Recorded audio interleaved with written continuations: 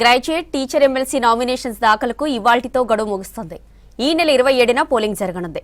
మార్చి 3న ఫలితాలు వెలువడనున్నాయి. Congress graduate MLC అభ్యర్థి Narender Reddy nomination దాఖలు చేశారు. ఇక కాంగ్రెస్ కు సిట్టింగ్ స్థానం గ్రాడ్యుయేట్ ఎమ్మెల్సీని బదిలీ చేసుకోవాలని విస్తృతంగా ప్రచారం చేస్తోంది.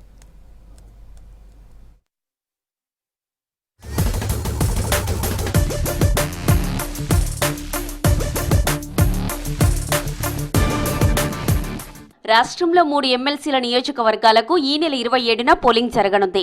ఉమ్మడి మెదక్, కరీంనగర్, ఆదిలాబాద్, నిజామాబాద్ లో ఒక గ్రాడ్యుయేట్, ఒక టీచర్ ఎమ్మెల్సీ స్థానాలకు ఎన్నిక జరుగుతుంది.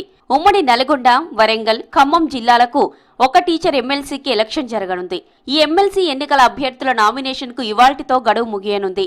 11న నామినేషన్ల పరిశీలన, 13న ఉపసంహరణ, 27న పోలింగ్, మార్చి 3న కౌంటింగ్, ఫలితాల ప్రకటన ఉంటుంది.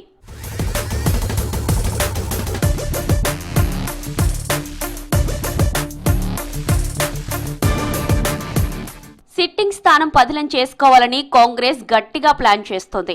జీవన్ రెడ్డి గ్రాడ్యుయేట్ స్థానాల్లో ఈసారి విద్యా సంస్థల అధినేతకు అవకాశం ఇచ్చింది పార్టీ అధిష్టానం.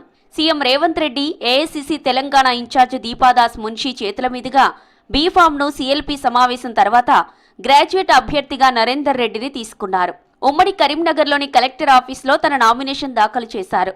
ప్రస్తుతం ప్రచారంలో పాల్గొంటున్నారు. తనకు 60కి పైగా విద్యా సంస్థలు ఉన్నాయని, పట్టభద్రులు తన వైపు ఉంటారని ధీమా వ్యక్తం చేశారు నరేందర్ రెడ్డి.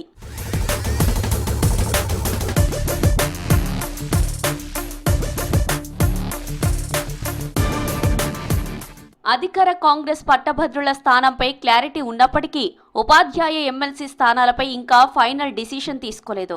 ఉమ్మడి మెదక్, కరీంనగర్, ఆదిలాబాద్, నిజామాబాద్ టీచర్స్ ఎమ్మెల్సీ, ఉమ్మడి నల్గొండ, వరంగల్, ఖమ్మం మరొక టీచర్ ఎమ్మెల్సీల పోటీపై పార్టీ కీలక నేతల సమావేశం తర్వాత పోటీలో ఉంటామా లేక టీచర్స్ యూనియన్లకు సపోర్ట్ చేస్తామా అనేది ప్రకటిస్తామంటున్నాయి పీసీసీ వర్గాలు.